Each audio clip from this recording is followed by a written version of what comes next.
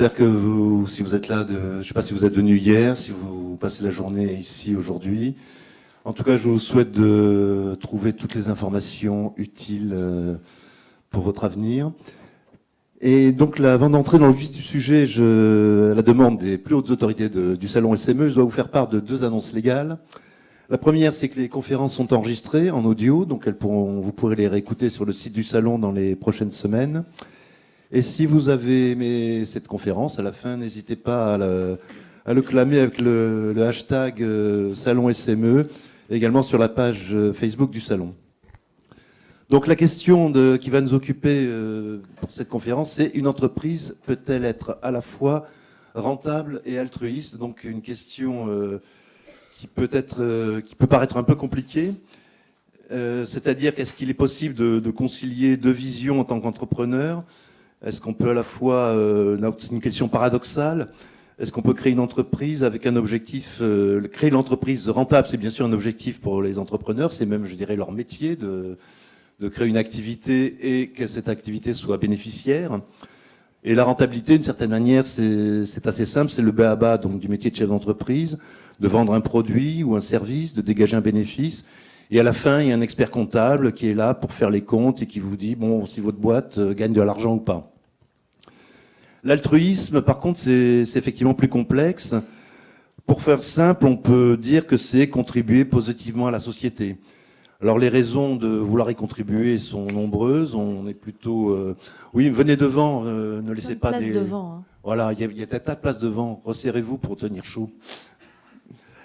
Donc l'altruisme, c'est effectivement, on peut le faire pour des raisons écologiques, pour des raisons de faire de l'emploi, par exemple en France, et tout simplement, de manière plus globale, de vouloir rendre le monde meilleur. Concrètement aussi, cet altruisme, une fois qu'on a posé quelques principes, qu'est-ce que ça veut dire? C'est s'occuper finalement en tant que chef d'entreprise à la fois des clients avec des bons produits, donc ça c'est assez évident, des salariés avec de bons salaires et de bonnes conditions de travail. Il y a aussi des actionnaires qui finalement sont là, qui ont investi de l'argent. Comment on peut, eux, effectivement, n'attendre plutôt qu'un dividende? Et puis, il y a aussi l'entourage immédiat de l'entreprise, les voisins. Bon, si on a une activité industrielle, c'est peut-être pas idiot de savoir, de s'intéresser aux nuisances que l'usine peut générer ou l'atelier peut générer sur l'entourage immédiat, sur le voisinage. Et puis alors après, si on veut pousser le paradoxe jusqu'au bout, dans les parties prenantes, il y a aussi les concurrents. Est-ce qu'avec ces gens-là, est-ce qu'on peut être altruiste ou pas? Voilà, donc la question est vraiment pas facile à démêler. Alors pour tenter d'y arriver quand même, d'y répondre, nous avons trois invités, trois chefs d'entreprise qui, d'une manière ou d'une autre, ne sont pas insensibles à cette question de l'altruisme, ne serait-ce que par l'activité qu'elles ont choisi d'exercer. Donc Caroline Juge, fondatrice de June, qui a commencé par fabriquer des couches les plus saines possibles donc pour les bébés. Et June, c'est aujourd'hui aussi des produits de soins et d'hygiène pour les femmes et les enfants. Pauline Dorgeval, cofondatrice du site internet Deuxième Avis, qui cherche à permettre à tous les patients, y compris qui ont des problèmes de mobilité, qui sont éloignés ou qui n'ont aucun réseau médical à proximité, de pouvoir accéder à des avis médicaux de grands médecins, de référents dans des domaines de spécialité très pointus, donc pour des patients qui rencontrent des problèmes très sérieux. Et enfin, Marie-Éloi, donc fondatrice de Bouge ta boîte, qui est un réseau de femmes créatrices d'entreprises. Je dirais que son métier est d'aider les femmes à oser entreprendre. Alors, vous allez dire, oui, pourquoi trois femmes pour parler d'altruisme? Est-ce que seules les femmes sont altruistes? Alors, non. On avait prévu un plateau un peu différent, plus étoffé, avec des mecs, mais ils ont fait défaut. Donc voilà, on se retrouve avec un plateau de filles. Et donc voilà, il n'y a pas du tout de biais de genre, de quoi que ce soit dans ce hasard. Simplement, je sais pas, les hommes sollicités ont une panne d'oreiller ce matin, je ne sais pas. Voilà. Donc, la première question, effectivement, Carole, la première à passer sur le grill. Dans votre activité, est-ce que vous pensez que l'altruisme a une place? Est-ce que je pense que oui, mais vous allez peut-être l'expliquer un peu mieux. Et est-ce que vous y avez pensé dès le départ ou pas du tout, finalement? Alors, déjà, bienvenue à tous. Pour les retardataires, il y a plein de places devant, n'hésitez pas. Oui, allez-y. Alors, c'est très lié en fait à mon parcours. Moi, je viens pas du tout du monde de l'entrepreneuriat. Avant, dans ma vie d'avant, j'étais comédienne et prof d'université, donc je ne savais pas du tout ce que c'était qu'une entreprise. Et j'ai découvert ce que c'était qu'une entreprise en créant la mienne. Donc, j'ai pas créé mon entreprise parce que je me suis dit que je rêvais d'avoir des yachts et des grandes richesses. J'ai créé ma première entreprise un peu par hasard parce que j'ai eu une idée. Je me suis dit, va voir, fais cette idée-là, poussée par un conseil un jour reçu par Christophe Renaud qui m'a dit, il n'y a aucune école au monde qui prépare au fait d'être chef d'entreprise. Arrête de te chercher des excuses, lance-toi. Et donc, je me suis lancée par altruisme parce que j'avais une idée qui était très liée au bien-être, aux besoins de sororité, quelque chose de très communautaire, aussi lié au fait que j'avais fait mes études aux États-Unis. Aux États-Unis, les gens sont très très communautaires, ils se rencontrent tout le temps, ils font plein de trucs ensemble, même quand ils se connaissent pas. Et donc j'avais créé un réseau social pour les futures mamans et les jeunes mamans, pour dire aux gens, parce que c'est vrai qu'en France, quand on se connaît pas, des fois on est toujours un peu, on sait pas trop, rencontrez-vous, retrouvez-vous, créez du lien, ce sera plus facile ensemble. Cette entreprise a été un échec total, j'ai trouvé ça hyper intéressant, j'ai appris plein de choses. Donc après, j'ai monté ma deuxième entreprise qui était June. Et la forme d'altruisme, alors on vend des produits, donc on n'est pas non plus on est dans une démarche mercantile, mais donc vous pouvez vendre de bons produits. Mais en fait c'est ça, c'est-à-dire que j'ai voulu créer un cercle économique vertueux, c'est-à-dire que on a créé les meilleurs produits sur le marché, des couches, des produits pour enfants, des produits pour maman, on les fabrique en France avec des niveaux d'exigence qui sont hyper élevés, avec des salariés qu'on paye bien, avec des partenaires qu'on paye bien, avec qui on s'entend bien, qui sont en France. Et c'est ça qui est important, avec des investisseurs qui sont heureux, parce que ça doit rester un cercle économique vertueux. On n'est pas une asso. Oui, voilà. Et ça, je trouve que c'est important parce que il faut arrêter de se dire, et je pense qu'on rentre vraiment dans cette partie-là du monde, une entreprise n'est pas juste un endroit où il y a un riche patron qui exploite les gens et qui crée de la valeur pour s'acheter des yachts, et les gens qui font les choses bien, c'est que les gens qui font les trucs dans les assos. Maintenant, ce monde-là, il n'existe plus. Il y en a encore qui font ça, mais on est quand même de plus en plus à avoir envie de monter des entreprises dites à impact, où notre but, c'est de faire de l'argent en faisant bien les choses. Mais il faut assumer les deux. On fait de l'argent et on fait bien les choses. Pauline, alors altruisme aussi, puisque c'est quand même la santé des gens, c'est quelque chose, je pense, que la chose la plus importante qui soit. Donc au départ, est-ce qu'il y avait une démarche aussi de se dire je veux être utile et rendre service, et non pas simplement rajouter un service de plus dans tout ce qui existe sur Internet? Alors oui, franchement, nous, c'est notre ADN et notre volonté. Peut-être pour réagir à ce que disait Carole, pardon. Pour moi, non seulement l'altruisme peut avoir sa place, mais à sa place, parce que l'entreprise est un moyen de faire bouger la société, et les pouvoirs publics et les associations n'ont plus forcément les moyens de le faire, ou les moyens de le faire seuls. Donc c'est pas peu, c'est l'entreprise doit être sur les sujets sociaux, environnementaux et sociétaux. Ensuite, un deuxième pan, c'est dans la santé. La santé, c'est pas un secteur comme un autre. On n'y vient pas par hasard. Et la santé en soi a du sens. Et donc, c'est vrai que créer un service en santé, l'idée, c'est d'apporter un service, mais avec une attention, en tout cas pour moi, toute particulière, à faire en sorte que le service puisse être apporté à tous. C'est vraiment une attention à tous les patients. Donc, et donc, dans le cadre de deuxième avis, comment ça se traduit? Donc, en cas de problème de santé sérieux, l'idée, c'est d'accéder à des médecins référents et permettre à tout le monde d'y accéder, parce qu'aujourd'hui, c'est extrêmement inégalitaire. Ceux qui habitent au bon endroit, ceux qui ont un bon réseau, ou ceux qui peuvent payer peuvent y accéder. Les autres, ils peuvent sur le papier y accéder, mais en fait, les délais de consultation de plus de 6 mois fait que quand on a une décision à prendre, c'est pas possible. Et donc, là où je veux en venir, c'est que nos concurrents internationaux, par exemple Best Doctors ou Advanced Medical, qui ont été rachetés par Teladoc, c'est exactement la même idée de deuxième avis. C'est permettre à des patients d'accéder aux pontes, sauf que eux, ils le vendent très cher, et donc c'est réservé à des happy few. C'est réservé aux comités de direction, aux comex de grosses boîtes. qui, à mon sens, déjà ont accès à ces pontes. Voilà. Et donc, deuxième avis,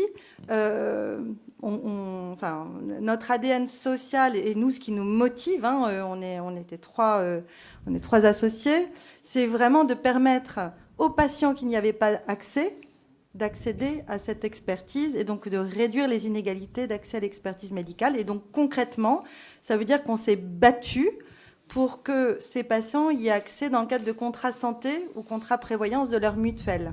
Et pour tous les patients. Parce qu'au début, même les mutuelles ou les assureurs voulaient nous mettre en surcomplémentaire, voulaient vendre le service. Et voilà, on a fait un bras de fer. On a aussi, comme Carole le disait, du coup, été chercher des actionnaires qui étaient alignés avec nos valeurs, donc des fonds à impact social, qui avaient peut-être un peu plus le temps que d'autres fonds et qui ont accepté aussi qu'on aille peut-être un peu plus doucement, mais qu'on puisse être inséré dans ces contrats santé ou prévoyance. Et ce bras de fer, juste une petite... Ce bras de fer, il a été difficile ou ça veut dire que tous ces organismes de prévoyance ne sont pas si altruistes malgré le métier qu'ils exercent? Alors, c'est pas tant ça parce qu'ils ont très bien vu l'intérêt du service. Mais oui, ça a été difficile parce que c'est un changement de paradigme. Le fait de... ça a été difficile parce qu'on n'avait pas d'argent au début. Donc vous leur avez tordu le bras pour qu'ils soient altruistes? Non, alors je dirais pas ça parce que je trouve qu'on a des partenaires, on y reviendra après dans les parties prenantes. Franchement, le monde des mutuelles, par exemple, c'est un monde qui a des valeurs. On le sait peut-être pas toujours, mais le monde des institutions de prévoyance aussi. Non, c'était simplement que c'est nouveau, donc, et que nous, on a dû attendre plus longtemps avant d'avoir des sources de revenus. Et donc ça a été difficile. Et puis, on a dû aussi se battre ou avoir des convictions pour faire partager ces convictions. Et aujourd'hui, ils sont hyper fiers du service et hyper fiers que ce soit embarqué dans les contrats santé ou prévoyance pour tous leurs bénéficiaires. Marie, donc autre genre d'altruisme, ce qui est un peu aussi qui résulte un peu de votre expérience personnelle. Mais finalement, vous poussez les femmes à oser entreprendre. Et à faire du business avec du sens. Donc, rentabilité et impact, on est pile dedans. Donc, est-ce qu'effectivement, vous pensez que vous aussi, vous êtes altruiste dans ce que vous faites Alors, moi, je sais pas. Et est-ce que c'était fait avec ce but-là, précisément? Oui, alors franchement, c'est né pour ça. Donc, c'est Bouge ta boîte, c'est un réseau business pour les dirigeantes d'entreprise. Et c'est né de ça, de cette envie d'impact. Parce qu'avant, j'avais créé que des assos, comme tu disais, Carole.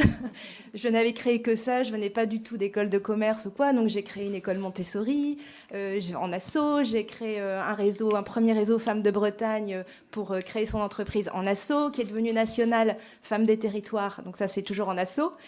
Et en fait, à force de rencontrer des femmes entrepreneurs, je voyais bien qu'il y avait un truc qui clochait parce qu'à chaque fois, elles me disaient « Mais tu sais, en fait, Marie, j'en vis pas de mon activité. » Et on était à l'époque en 2015-2016 et je me suis dit « C'est bizarre, on a 30% de dirigeantes d'entreprise en France et la plupart de celles que je rencontre, elles me disent « Mais tu sais, j'en vis pas. » Et donc, on a commencé à faire des études avec une chercheuse de l'école de management de Grenoble et on s'est rendu compte, et depuis ça a été corroboré par plein d'études de notre part, que 67% des dirigeantes en France gagnent moins de 1 500 € par mois. Et en fait c'est catastrophique parce qu'on est drivé par l'impact, par le sens. L'entrepreneuriat porté par des femmes, c'est souvent de la reconversion, c'est une deuxième vie. Et on a cette envie de sens en nous, je le vois tout le temps, je rencontre des milliers d'entrepreneurs par an et il y a ça en nous qui est clair, mais il faut aussi la rentabilité. Et après, à ce moment-là, j'ai regardé, juste une petite parenthèse, pour les hommes, on me demande souvent, et les hommes, c'est combien? Et les hommes, on estime que c'est 50% d'entre eux qui déclarent ne pas vivre correctement de leur activité. Mais pour eux, vivre correctement de leur activité, c'est pas gagner 1 500 € par mois, c'est gagner entre 3 et 4 000 € par mois. Donc il y a un gap qui est gigantesque, et ça s'explique pour les petites entreprises, notamment par le réseau. Les hommes, ils vont réseauter de façon formelle ou informelle assez facilement. Et nous, les femmes, on s'accorde peu le temps, l'argent, etc. Et donc, j'ai regardé les réseaux disponibles à ce moment-là, et il y avait énormément de réseaux féminins, tous d'entraide, de networking, de mandat, mais ça n'existait pas business. Alors que les réseaux mixtes, Ils sont forcément business, enfin pas tous, hein, mais la plupart sont business, et ils ont très peu de femmes. Et donc, du coup, j'ai créé Bouge ta boîte, c'était en 2016, et aujourd'hui, c'est dans 150 villes, et on organise 5000 réunions de travail par an. Et donc, pour répondre à ta question, Mouno, au début, c'était l'envie d'un impact social. Donc, faire en sorte que les dirigeantes d'entreprise, en faisant partie d'un réseau business où on parle, on pitch, on se recommande, on se booste, on brainstorm, elles vivent de leur activité. C'est-à-dire qu'on concilie rentabilité et impact. Le deuxième chose, c'était l'impact sociétal. Il fallait absolument rendre visibles les dirigeantes d'entreprise partout dans les territoires. Je donne juste un chiffre. Aujourd'hui, dans les personnalités les plus médiatisées en France, dans notre catégorie patron business, c'est 1% de femmes médiatisées. 99% d'hommes. Donc comment on peut s'identifier, se dire c'est possible? D'où l'intérêt des réseaux business féminins comme le nôtre. Et le troisième impact, et ça je ne l'avais pas perçu et j'ai mis du temps à le voir, à le formuler, à le formaliser aussi, c'est notre impact environnemental. Parce que partout, les entrepreneurs que je rencontre, elles ont souvent créé leur entreprise pour du sens, donc avec un intérêt RSE, soit environnement, soit d'éthique, soit de mieux vivre ensemble. Enfin, en tout cas, il y a du sens derrière. Et aujourd'hui, on travaille avec toute l'équipe à mettre en avant ce sens et cet impact. Parce que quand on parle des femmes, et après j'arrête, quand on parle des femmes, on les voit peu encore comme force transformatrice de notre société, comme apporteuses de solutions, notamment dans la transition écologique. Et pourtant, elles le sont, et partout dans les territoires, avec des petites entreprises. La transition, elle ne va pas venir de 2 grandes entreprises sauveuses de l'humanité, mais vraiment de chacun et chacune d'entre nous. Bon, moi, je suis sur les femmes, mais c'est pareil pour les hommes. Hein, mais... Alors, ce qui est intéressant, ce que tu dis, c'est qu'au départ, il y avait une association. Et c'est devenu, quand même, il a fallu faire une entreprise pour arriver finalement à ça. Je me suis fait engueuler parce qu'en fait, mon conseil d'administration du réseau Femmes de Bretagne, je leur ai dit, je vais créer Bouge ta boîte en association. Et ils m'ont dit, bon Marie, en entreprise. En association. Ah oui. Et ils m'ont dit, bon Marie, ça fait des années que tu dis aux femmes de créer leur entreprise, faut peut-être que tu y ailles. Ah donc c'est une manière de donner l'exemple. Et du coup, j'avais hyper peur parce que c'était très loin de moi et je me sentais pas entrepreneur du tout. Oh, c'est la même chose qu'une entreprise. C'est différent. Et en fait, pour transmettre les codes business aux dirigeantes d'entreprise, évidemment qu'il fallait que je sois en entreprise. C'était une évidence et du coup, ça rejoint ton propos. On peut faire de l'impact en faisant du business. Alors rentable, on n'y est pas encore, nous, mais... Ça viendra. Mais... Et chacune dans votre activité, donc si on mesure votre dose d'altruisme, est-ce que vous pouvez la mesurer ou est-ce que vous vous dites... Est-ce qu'il y a des choses, par exemple, Carole, où vous dites, bon là-dessus, sur la qualité, par exemple, du produit, on est bon. C'est fait en France, il n'y a pas de cochonnerie chimique dedans, etc. Est-ce qu'il y a d'autres points où tu te dis, par contre, on n'est pas très bon, il faut que je m'améliore sur tel aspect ou pas? Mais en fait, je vais rebondir sur tout ce qui a été dit. Il faut être honnête. On est 3 femmes. En effet, il devait y avoir des mecs, il n'y en a pas beaucoup. Dans la salle, c'est rarissime. Hein. Vous êtes une majorité de femmes. On est un panel extrêmement divers aujourd'hui. Et je pense que ce n'est pas neutre. De tout ce que j'entends, alors oui, on peut toujours être plus altruiste.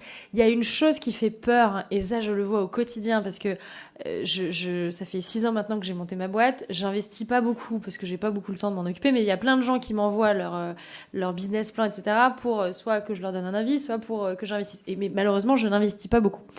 Il y a une chose que je remarque. Vous recevez un business plan d'une boîte gérée, co-gérée, cofondée par une femme et celui co-géré par un homme. Sur un même projet, la femme va dire « Alors, peut-être dans 3 ans, on fera 1,5 million d'euros. » Le mec arrive en disant « Moi, dans 3 ans, je fais 65 millions d'euros. » Et vous vous dites « Alors, qu'est-ce qui se passe ?» Le biais fondamental derrière tout ça, et c'est aussi pour ça qu'on a une majorité là, dans ce panel, issue d'une population diverse, parce que justement, ce sont des sujets qui intéressent les gens issus de minorités, pour une raison très simple, c'est qu'on a l'impression que finalement, on est capable de faire ça, mais est-ce qu'on est capable d'aller faire du business un peu dur, quoi. Et c'est une des choses que je défendrai tout le temps, parce que faire du business, monter une entreprise rentable qui fait de l'argent, nous on fait vivre en direct 50 personnes, en indirect 150 personnes, on livre des produits à 150 000 familles en France. On peut pas faire ça à un moment, en se disant tous les matins, youpi, chouette. Il y a des jours, il faut prendre des décisions difficiles. Il y a des jours, il faut faire des trucs qui sont désagréables. C'est pas tout le temps, heureusement. Mais gérer une entreprise, ça n'est pas que ça. Et je pense que, et c'est pas je pense, j'en suis convaincue, parce que c'est comme ça que j'ai planté ma première boîte. J'osais pas prendre les bonnes décisions. J'osais pas prendre les décisions difficiles. Je reculais devant mon ambition en disant, oh, j'aimerais bien avoir 5000 membres à la fin de l'année. Mais c'est pas vrai. J'ai envie d'avoir 15 000 membres, j'ai envie d'avoir 200 000 membres. Mark Zuckerberg, quand il crée Facebook, il se dit pas, à la fin de l'année, j'aimerais bien avoir 3000 personnes sur ma plateforme. Et je pense que derrière tout ça, il y a un énorme biais, ce fameux sentiment de l'imposteur qu'énormément de femmes entrepreneurs, quand je les rencontre, m'en parlent en me disant oui, mais... Et que j'ai eu moi aussi. Enfin, moi, j'étais prof et comédienne, donc autant vous dire que quand j'ai levé de l'argent, on m'a fait des audits psychiatriques pour vérifier que j'étais vraiment là pour faire du business, quoi. En disant, est-ce qu'on va pas lui donner l'argent? Elle va pas tout dépenser pour faire des conneries. Donc, c'est quand même important de se dire ça et de se dire que on doit être capable d'aller au-delà de son propre biais. Et c'est pas pour autant qu'on perd nos valeurs. Moi, je reste fondamentalement altruiste dans ce que je fais. Même quand il faut prendre des décisions difficiles, j'ai licencié des gens. Et puis j'ai licencié des gens. Et ça s'est très mal passé pour certaines personnes. Et ben, c'est comme ça. C'est comme ça. C'est-à-dire que on ne fait pas une entreprise en se disant tout sera toujours facile. Tout va toujours bien se passer. Et je pense que c'est peut-être pour ça qu'il y a autant de femmes qui s'interrogent, autant de femmes qui n'osent pas assez se payer, autant de femmes qui se disent j'ai une première boutique, oh ben non, mais on va pas tenter le diable et risquer de perdre pour avoir une deuxième boutique, là où un mec dira moi je vais faire 15 franchises et j'en ai rien à foutre si ça me plante. Parce que je pense que c'est dans les traînées. Et c'est aussi pour ça, et ça il y a un rapport, je vous invite à le lire, c'est le rapport lead-in du Sheryl Sandberg, l'ancienne numéro 2 de Facebook, qui a un site qui est très bien fait. Il y a un rapport McKinsey sur la place de la femme. On se rend compte que les entreprises gérées par des femmes ou des membres issus de la diversité sont mieux gérées. Hands down. On fait moins d'argent, mais on est plus rentable. Et c'est mieux géré. Les gens sont plus heureux, il y a plus d'équilibre, il y a plus d'équité. Pourquoi ? Parce que c'est des choses qui nous tiennent plus à cœur. Et voilà. Et tu me coupes parce que je parle trop. Voilà. Pauline.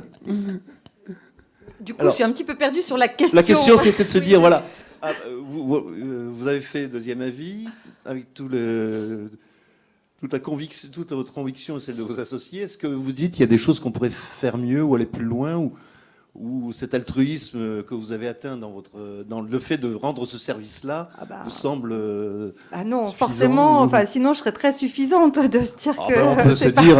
Non, mais encore une fois, d'abord, il y a deux choses dans l'altruisme. On peut pas passer beaucoup de temps, mais il y a la finalité. Donc, et il y a les modalités. Donc la finalité, c'est effectivement permettre à tous d'accéder à l'expertise médicale, et réduire les inégalités sociales et territoriales. Puis après, il y a les modalités, c'est comment on fait ça. Et les modalités, c'est faire en sorte que ces salariés soient bien, faire en sorte que dans les partenariats qu'on fait, ce soit juste, peut-être co-construit, et en tout cas équitable, sinon ça ne fonctionne pas. Faire en sorte que pour les patients, on aille chercher les patients qui sont les plus éloignés peut-être justement de ces consultations d'experts qui ne se rendent pas forcément compte.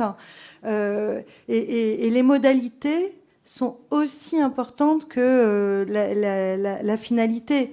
Le meilleur exemple, c'est l'hôpital public qui est en train qui est un peu exsangue. Ouais. Les médecins sont en train de partir, il n'y a plus d'aides-soignantes. Pourquoi ? Parce qu'il n'y a pas plus belle finalité que de sauver la vie des gens ou de soigner les gens. En revanche, les modalités, il y a un problème de respect, de ressources humaines des soignants qui fait qu'aujourd'hui, la finalité ne suffit plus.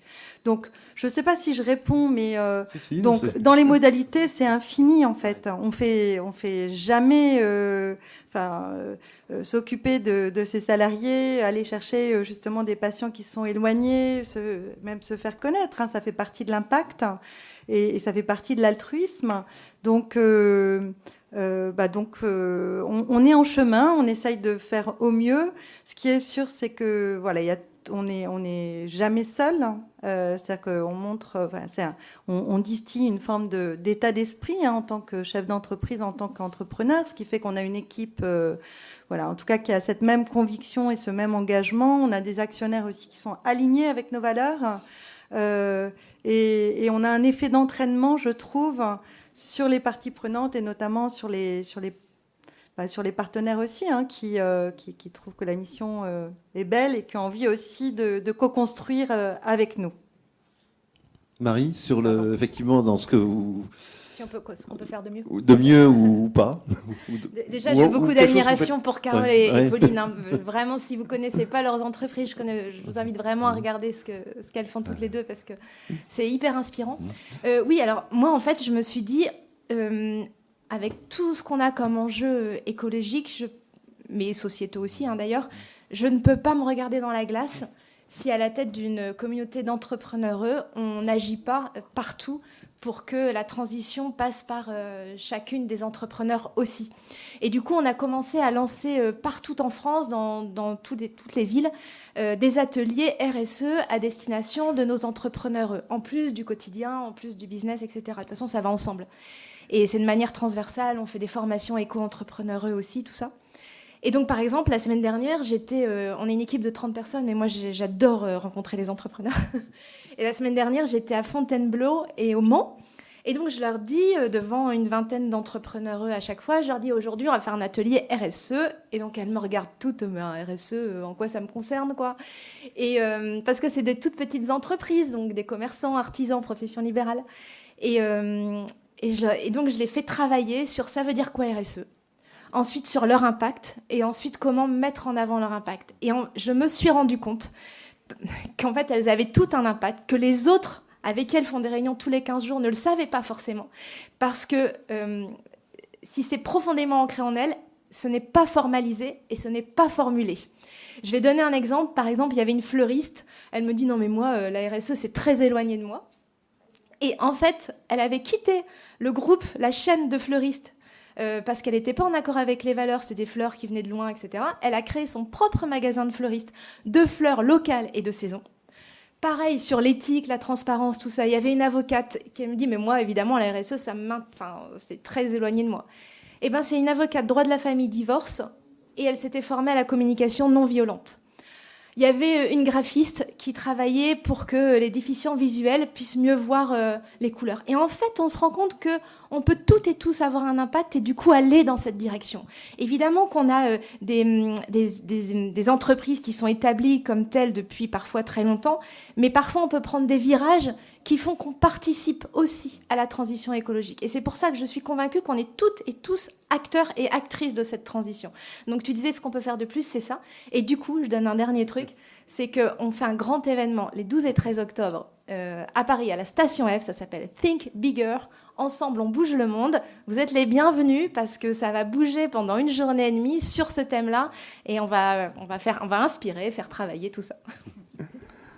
Alors, vous avez toutes les trois quand même évoqué au passage vos actionnaires. Comment ça se passe avec eux et comment on trouve, alors Carole, comment on trouve des actionnaires qui soient peu après en phase avec ce que vous vouliez faire? Est-ce qu'il y a ça se trouve facilement ou pas? Est-ce qu'il faut batailler de temps en temps avec eux? Est-ce qu'ils vous demandent des comptes en attendant Quand tombent les dividendes? Carole, quand est-ce que les dividendes arrivent? Non, mais alors déjà, il me demande un audit psychologique, donc ça, on part de loin quand même. Non, mais alors, déjà, il y a plusieurs choses. Moi, je viens du monde des startups, donc le monde des startups, c'est un monde qui est un peu différent, où en règle générale, la rentabilité, tout le monde s'en fout. Alors, plus maintenant, parce que il faut s'en occuper. En fait, là, le monde des startups a compris il y a 1 an et demi, puisque le monde des startups a un peu craché. Il y a eu une énorme envolée après le Covid, et puis après, c'est retombé très, très fort. Nous, c'est un peu différent parce qu'on a été rentable très longtemps. On est rentable maintenant. On a perdu un peu de rentabilité quand on a fait de l'international. L'international, on perds de l'argent, c'est normal. Donc, trouver des investisseurs avec qui aller, c'est difficile, mais c'était pas difficile à cause des valeurs. Pour moi, en tout cas, c'était difficile parce que j'avais le passé que j'avais, où je venais pas du tout de ce milieu. J'étais une femme et j'étais seule. Donc, autant vous dire que j'avais un sac à dos rempli de poids divers et variés. Le fait de faire une entreprise à impact n'était finalement pas le pire. Oui, ils vous ont pas dit, les couches culottes, on peut les faire moins cher ailleurs. Non. après, les gens sont quand même hyper sensibles. Enfin, ça fait partie quand on fait des produits. Voilà, des couches culottes, il en existait plein avant. Là où les investisseurs sont sensibles, c'est un positionnement précis. Évidemment, faire des produits de meilleure qualité avec un meilleur positionnement, avec un meilleur service, de la meilleure manière, avec quelque chose justement qui est vraiment très 360 dans l'approche. Dans un périmètre concurrentiel où il y a beaucoup de greenwashing, il faut quand même être assez honnête. Dans les produits de grande consommation, c'est généralement des endroits où c'est le problème des produits qu'on est obligé de consommer, c'est que finalement, les gens sont obligés de les acheter. Donc, vous allez avoir des gens qui vont vous dire, on va faire style qu'on fait des choses un peu cool, mais en vrai, c'est quand même beaucoup de greenwashing. Et donc, d'arriver avec ce positionnement très fort, c'est assez impactant. On arrive à trouver des investisseurs. Il y a maintenant des fonds à impact, dits à impact. Raise en fait partie. Je ne suis pas chez Raise, je ne fais pas de la pub pour eux. Mais vous avez quand même de plus en plus... Il y a un truc qui joue dans notre faveur aujourd'hui, c'est que les fonds d'investissement, quels qu'ils soient, que ce soit des fonds de venture, des fonds de private equity, ont tous maintenant cette composante RSE où ils veulent investir dans des boîtes à impact, où ils veulent investir dans des boîtes cofondées ou fondées par des femmes. C'est de la discrimination positive. Profitons-en, faut pas, c'est pas grave, ça ne nous enlève pas un quelconque mérite. Donc c'est plus facile maintenant qu'il y a 4 ans ou il y a 5 ans. Et c'est en même temps un peu plus difficile parce que maintenant, il faut être très honnête, les investisseurs sont un peu tous resserrés. Ils attendent que le marché... Voilà, la bonne nouvelle, fin 2024, ça revient. Donc, soit vous serrez un petit peu pendant 1 an et demi pour tenir. Et Q3, Q4 2024, normalement, si Dieu veut, ça repart. Pauline, vos actionnaires, ils sont... Alors je pense quand même que entre les fonds d'investissement, il y a énormément de différences. Et pour avoir vécu une première expérience entrepreneuriale avec 1001 listes, je dirais que aujourd'hui, il y a des fonds à impact et nativement à impact, avec une finalité claire depuis le départ. Puis il y en a d'autres qui, j'ai envie de dire, il y a un effet de mode et un effet durable où tout le monde, de toute façon, personne ne peut plus exister si on n'est plus à impact, si on donne plus de sens, etc. Donc attention, parce que je pense que pour garder cette finalité et avoir en tête les modalités peut-être un peu plus lentes, peut-être, il faut être aligné avec ses investisseurs. Et donc, il y a des points. Ceux de deuxième avis, ils sont venus comment? Alors, sont venus... Vous êtes allé les chercher. On est allé les chercher. Et on avait le choix entre des... Alors, moi, grâce à cette première vie entrepreneuriale, on avait le choix entre des fonds classiques et des fonds à impact. Et les fonds à impact, peut-être... valoriser un peu moins, mais on savait que dans la durée, c'était important d'être aligné avec eux et on le regrette pas du tout. Moi, ce que je dois dire sur altruiste et rentable, c'est que finalement, c'est une double exigence. C'est qu'évidemment, en tant qu'entreprise, on doit être hyper bon, on doit recruter les meilleurs, on doit aller vite, on doit, tout ce que tu décrivais, avoir un positionnement hyper clair. Mais le fait d'avoir cette finalité fait qu'on a aussi une exigence en termes d'impact et d'impact extrêmement forte.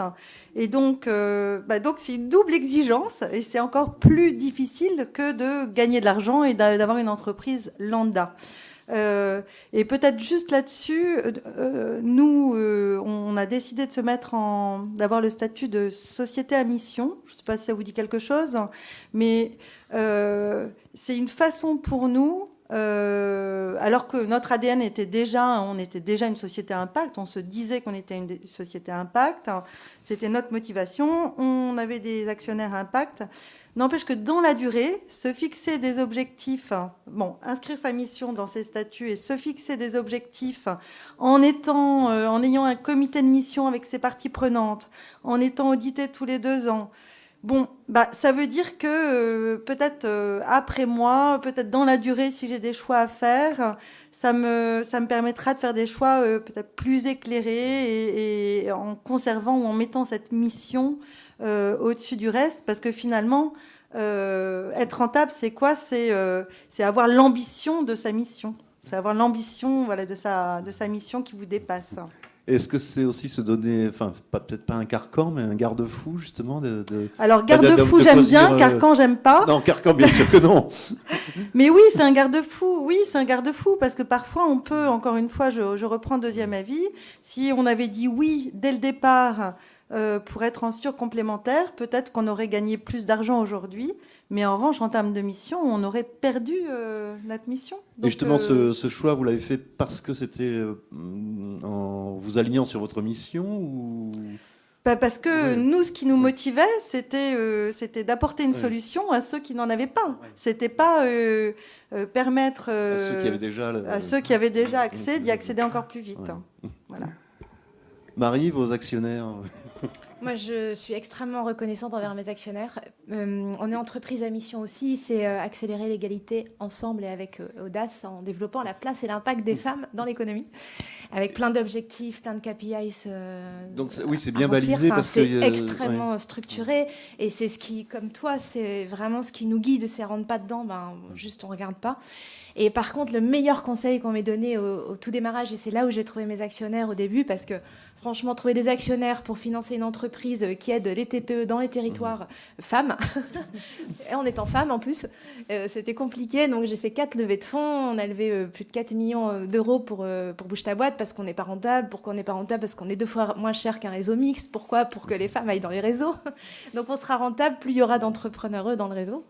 Et du coup, au début, on m'a dit, il faudrait que tu crées un comité stratégique. Et je savais pas trop ce que c'était. Et en fait, c'est génial. C'est prendre des personnes expertes dans leur domaine ou influentes qui vont te guider. Et nous, notre comité stratégique, on le faisait un démarrage tous les 6 mois, maintenant tous les 3 mois. Et donc, je suis allée voir des personnes que je connaissais parfois à peine en leur disant, est-ce que vous voulez être bien dans mon comité? Par exemple, tu parlais de Race tout à l'heure. Je suis allée voir Gonzague de Blinière, que j'avais vu une fois. Et je lui ai dit, s'il vous plaît, est-ce que vous acceptez d'être dans mon comité? Et il m'a dit oui. Et plusieurs personnes comme ça, Guillaume Richard aussi, qui dirige WeCare, le leader du service à la personne. Et a eu lieu la première levée de fonds. Et en fait, la banque m'avait dit, mais vous n'êtes pas rentable, vous allez devoir fermer. Et j'ai envoyé un SMS à 2 personnes de ce comité stratégique. Il se trouve qu'elles étaient ensemble à ce moment-là. Elles m'ont dit, viens. Elles se sont regardées, elles ont dit, bon, allez, moi je mets 50. Et toi? Je mets 50 aussi. Je me suis retrouvée avec 100. Et j'ai fait mon premier comité stratégique dans la foulée. Et je leur ai dit, voilà, pour faire la preuve du concept, donc on était en 2016-2017, pour faire la preuve du concept, il me manque encore 300 000, je viens de trouver 100 parmi vous. Et là, mon téléphone, il sonne, et c'était Guillaume Richard, donc de WeCare, qui était assis à côté de moi, et qui me dit, je les mets. Et en fait, c'était dingue, parce qu'ils sont venus dans le comité, parce qu'ils croyaient en nous. Et ça, c'était la toute première. Les 2 autres ont été beaucoup plus durs. Mais c'était vraiment dur. Mais en fait, ils croyaient en nous, ils croyaient en l'impact, et ils sont aujourd'hui toujours là. Et ils sont hyper exigeants. Donc nos comités, tous les 3 mois, c'est des vrais rendez-vous. C'est-à-dire qu'on monte tous les KPI, toutes nos ambitions, tous nos objectifs. C'est extrêmement rigoureux et ça nous permet à chaque fois de grimper en compétences. Par contre, ils sont hyper bienveillants. Ils savent pourquoi ils sont là. Pour l'instant, c'est pas pour l'argent. C'est vraiment pour nous soutenir. Et j'ai beaucoup de reconnaissance envers eux. Je sais pas comment... Après, chacun fait sa part. Oui, bien sûr. Les actionnaires font leur part. Nous, on est sur le terrain. Oui. Voilà. Alors du coup, est-ce que finalement avoir des objectifs écologiques, sociétaux, n'est pas obligatoire aujourd'hui? Est-ce qu'on peut créer une entreprise? Finalement, l'altruisme n'est pas une obligation de tout entrepreneur qui se lance. Si je dis les choses jusqu'au bout, ce serait effectivement un marketing nécessaire aujourd'hui. Caroline. Alors oui et non. Il y a plein de raisons pour lesquelles les gens peuvent vouloir créer leur entreprise. Et moi, je pars du principe qu'aucune n'est mauvaise à partir du moment où elle respecte la loi. Il faut juste être très honnête avec la raison pour laquelle on veut créer une entreprise. Est-ce qu'on veut créer une entreprise parce qu'on veut faire plein d'argent et parce que c'est important pour vous d'avoir de l'argent? Vous avez le droit de penser ça, c'est pas grave, c'est pas interdit. Est-ce que vous voulez créer une entreprise parce que vous en avez marre de bosser pour quelqu'un, que dans le salariat vous y retrouvez pas et et vous voulez créer quelque chose à taille humaine pour vous faire vivre vous et peut-être faire vivre un peu vos proches?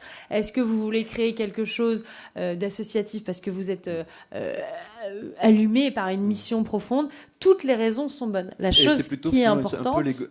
C'est un égoïsme de départ, finalement. Mais alors, c'est forcément un égoïsme de départ et en fait, qui peut arriver. Exactement. Oui. Et en fait, moi, mon point, c'est il faut être aligné avec les raisons pour lesquelles on fait ce qu'on veut faire. Moi, j'avais un problème fondamental avec la solitude et l'isolement des gens, et notamment des mamans et des jeunes mamans, parce que c'est dans la société dans laquelle on vit beaucoup plus difficile que ça ne l'était il y a 50 ans, parce qu'on est très éloigné de nos structures familiales, et que moi, encore aujourd'hui, on a des clients qui nous écrivent des mails à 3h du matin en disant « Ma fille a 39, qu'est-ce que je fais ?» Je dis je suis pas médecin et c'est pas moi qui... Vous voyez chez Pauline. Non mais ce que je veux dire, c'est que c'est important. Pour moi, c'était important de créer du lien. Ouais. Après, j'ai créé du lien en faisant un réseau social, et j'ai créé du lien en faisant le June, et demain, je créerai peut-être du lien en faisant autre chose. Mais moi, ce qui m'anime en tant que personne, c'est créer du lien, connecter les gens pour que les gens soient plus heureux et plus forts ensemble qu'ils ne le sont seuls. Donc c'est une forme d'altruisme, mais c'est pas parce qu'il y a une forme d'altruisme que derrière, encore une fois, on peut pas faire une entreprise qui fait du pognon. L'argent amène une forme de liberté qui permet de faire avancer un agenda qui est un agenda puissant. Et ça, je pense que c'est un truc devant lequel il ne faut pas reculer, il ne faut pas avoir honte ou peur de ça. C'est important de se dire que l'argent amène une forme de liberté, que ce soit l'argent des investisseurs ou l'argent qu'on génère soi-même, qui derrière permet d'avoir cet impact. Et aujourd'hui, on a un impact, et aujourd'hui, je pense qu'il y a beaucoup de gens qui connaissent June, mais parce que on a beaucoup grossi et qu'on a fait beaucoup d'argent. Et c'est pas juste parce qu'on avait une belle mission. Le fait qu'on a une mission fait que certaines personnes sont venues pour cette mission, certaines personnes s'en foutent. Ils sont venus parce qu'ils trouvaient ça joli, parce qu'ils trouvaient ça pratique, parce qu'ils ont vu une pub sur Instagram, ils ont cliqué, ils ont dit « vas-y, j'y vais ». Et encore une fois, ça ne sert à rien de juger les raisons pour lesquelles. Je pense qu'il faut juste être très honnête avec les raisons pour lesquelles on a envie de le faire. Et ensuite, c'est exactement ce que tu disais, il faut s'y tenir. Sur la durée, quel que soit, qu'il pleuve, qu'il neige, qu'il vente, il faut s'y tenir. Pauline, est-ce qu'effectivement cet argument de faire les choses bien devient du marketing en tout cas, l'altruisme, ta question au départ, c'était l'altruisme, est-il utile? J'ai envie de dire que les deux mots vont pas ensemble, mais en revanche, donner du sens aujourd'hui, c'est un impératif marketing. Après, je pense que c'est pas du tout ce que nous on a voulu faire, mais pour loin de moi une telle pensée. Voilà, mais peu importe, sans jugement aucun. Mais en tout cas, ce qui est sûr, c'est qu'il y a un avant et un après Covid et une accélération de devoir donner du sens, d'avoir une mission, de respecter les parties prenantes, vraiment qui s'est accélérée après le Covid. Donc pour deuxième avis, clairement, on va dire qu'il n'y avait aucune utilité commerciale ou business à avoir cette mission qu'on s'est donnée. En revanche, après le Covid, mais c'est formidable d'être une entreprise à mission. On embauche, enfin franchement, on a des gens mais tous les jours qui demandent s'ils peuvent pas venir bosser chez nous. En IT, vous savez, c'est extrêmement compliqué de recruter. Et les 3 personnes qu'on a recrutées dernièrement, c'est des gens hyper smart et à qui on avait dit, écoutez, nous, on ne peut pas vous embaucher parce qu'on n'a pas ces mêmes niveaux de salaire pour l'instant, en tout cas. Et en fait, c'est des personnes, les 3, on dit, écoutez, on adore deuxième avis, on est motivé pour venir bosser, donc on baisse notre salaire de 30%. Donc ça, j'ai envie de dire que, évidemment qu'on ne l'a pas fait pour ça, mais en tout cas, aujourd'hui, quand vous êtes aligné, mais c'est important d'être aligné de vos actionnaires aux dirigeants. Si vous ne donnez pas l'exemple, je pense qu'il y a un problème. Mais quand vous êtes aligné, je pense qu'en effet, c'est un avantage concurrentiel important. Marie, je pense que... Je suis tout à fait d'accord. Voilà, le contraire m'est étonné. Ouais, mais alors, sur le recrutement, évidemment, on a envie de sens, en fait. Tout le monde a envie de sens, je pense. Et sur le fait de créer une entreprise, je pense qu'on sait au fond de soi, dans les tripes, ce qui est juste ou pas, et ce pourquoi on crée l'entreprise. Et tu l'as très bien dit, quand on est aligné, on le sait, ça sent, et du coup, c'est vers cette direction-là que vous devez aller pour l'entrepreneuriat. Si vous avez déjà créé votre entreprise, peut-être faire quelques changements pour aller vers plus d'impact. Si vous êtes en train de la créer, en fait, suivez ce qu'il y a dans vos tripes. Et comme disait Carole, si c'est que pour l'argent, ça doit être dans vos tripes, mais Mais l'argent est utile. Ouais, voilà. Après, si c'est utile pour faire le bien, encore mieux, quoi. Non, mais tu vois, t'as des gens qui vivent dans la précarité et qui ont une soif de réussir parce qu'ils ont envie de sortir leur famille de la merde, et c'est OK. Tu vois ce que je veux dire? C'est que moi, j'ai pas envie d'aller juger les raisons pour lesquelles quelqu'un veut monter une boîte, parce que, en effet, j'ai grandi, mes grands-parents, ils sont agriculteurs en Auvergne, hein. J'ai pas du tout grandi dans une famille de gens qui faisaient du business, qui avaient du pognon. J'ai pas monté mes boîtes pour faire de l'argent, mais je n'ai pas envie de juger quelqu'un qui viendrait me dire, moi, j'ai grandi dans la précarité, on est 5, 6, 7 frères et sœurs, j'ai ma mère à faire vivre, j'ai mes frères et sœurs à aider, et voilà, j'ai envie de pouvoir faire de l'argent. Après, j'aurais pas envie que cette personne me dise, j'ai envie d'écraser tout le monde pour faire de l'argent, parce que ça, je trouverais ça nul. Mais encore une fois, les raisons que les gens ont, elles sont valables dans la limite de la légalité, quoi. Voilà. Elles sont dans les tripes, quelle que soit la raison. Et comme tu le disais, pour sortir sa famille de sa précarité, de la précarité, c'est aussi dans les tripes. Un petit sondage rapide. Est-ce qui pense qu'on peut effectivement allier rentabilité et altruisme dans une entreprise? On va faire ça à main levée, c'est pas très... Bon, je dirais une majorité, là, non?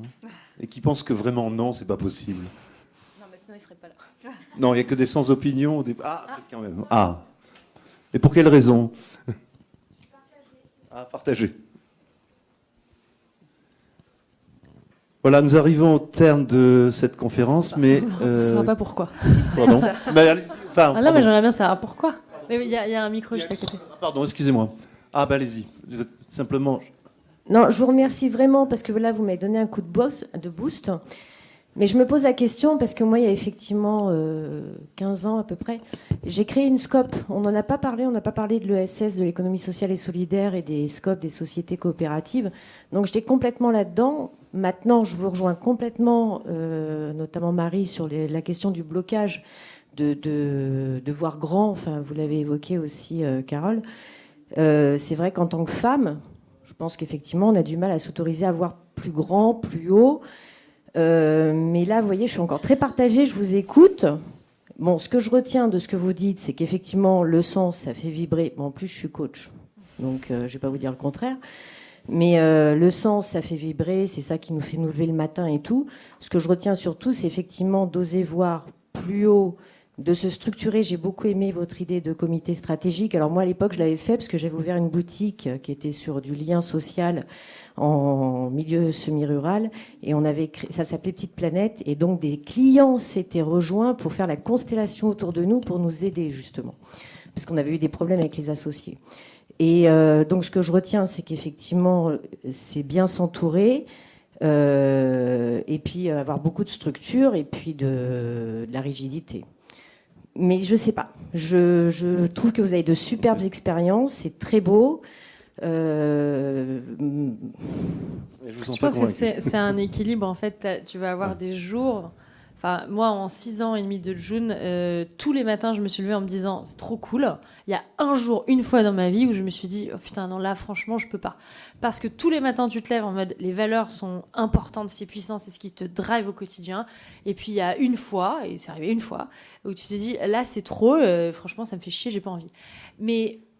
en fait, la vie est une question de phase. Tu vas avoir des phases dans lesquelles tu vas avoir quelque chose qui est très, très, très, très, très puissant en termes de valeur. Et puis, tu as des phases comme une levée de fonds où tu travailles pendant 6 mois, jour et nuit, et où tu es au cœur du capitalisme pur et dur, et il faut parler business, et il faut mettre ta petite casquette de power woman et dire non, mais regarde ma croissance, elle va faire tant. C'est une question de phase. Et c'est pas parce qu'il y a des phases qui sont, entre guillemets, plus ou moins altruistes, parce que c'est une question de temporalité. Il y a des temporalités différentes dans une vie, et dans la vie d'une boîte, il y en a. Il faut pas se dire, j'ai un taux d'altruisme ou un taux de RSE qui doit être constant à 43% ou à 75% tous les jours de ma vie. Je pense qu'il faut se dire, au global, et c'est ce que tu disais, c'est pour ça que c'est important que ce soit dans les missions, au global, je dois être capable d'avoir quelque chose qui, en termes de RSE, en termes de mission, est puissant. Et puis il y a des jours, il faut être très honnête, quand vous devez licencier 2 personnes dans la même journée, je suis désolée, en termes de RSE, on repasse, quoi. Mais malheureusement, ça fait partie de la vie d'une entreprise. Donc cette notion de flux, elle est importante, cette notion de phase, elle est importante. Et je pense que si tu grandis avec ça, ça te pose moins la question. Tu peux pas être altruiste tous les jours, toutes les heures, de tous les jours de ta vie. Mais tu te dis, sur cette année-là, le travail que j'ai fait, en effet, correspond à mon attente. Une question ici. Bonjour, je vais essayer d'être brève. Pour faire suite à ce que disait madame, on a discuté tout à l'heure ensemble suite à une conférence. Moi, j'ai une entreprise à l'international, au Pérou, que j'ai créée il y a 5 ans maintenant. L'objectif, en tant que créateur de voyage, je viens du milieu de la musique, pas du théâtre, mais du milieu de la musique. Puis après, j'ai bifurqué dans le tourisme. Et moi, ce qui donnait sens, en effet, à ma vie, c'était de pouvoir, en effet, créer du sens dans mes voyages. Donc, en tant que créateur de voyage, j'ai essayé de développer avec des entreprises locales des voyages qui donnent du sens. Donc, ça voulait dire vraiment, voilà, alors pas qu'au Pérou, parce que mon entreprise est au Pérou, mais dans une trentaine de pays. Et après, je me suis dit, on ne peut pas non plus s'éparpiller partout. Il s'avère que mon mari est péruvien, donc ça faisait sens. Il est guide, donc ça fait sens. Et ensemble, on a monté cette boîte qu'on a implantée localement là-bas pour faire voyager des francophones au Pérou. Là, avec le Covid, évidemment, on s'est pris une grosse claque. Donc, il fallait rebondir. Et donc, avec ce qui s'est passé, on s'est dit, qu'est-ce qu'on fait ? Est-ce qu'on maintient ? Est-ce qu'on ne maintient pas ? Là, aujourd'hui, on veut saisir une nouvelle opportunité. C'est s'adresser au marché hispanophone et saisir les JO pour créer quelque chose en France. Donc, moi, je pense qu'en fait, en tant qu'entrepreneur, il faut apprendre à oser.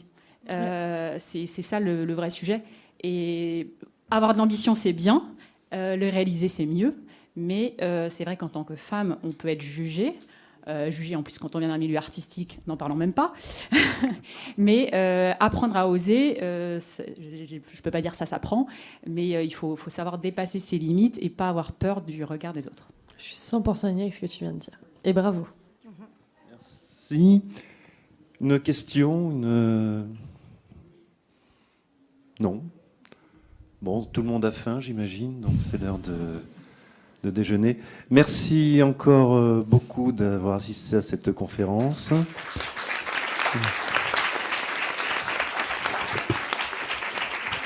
Alors, je vous rappelle les annonces légales, parce que je crois que je suis tenu de les faire 2 fois. Donc, la conférence est enregistrée. Vous pouvez la réécouter à satiété sur le site du Salon. Elle sera en ligne dans les prochaines semaines.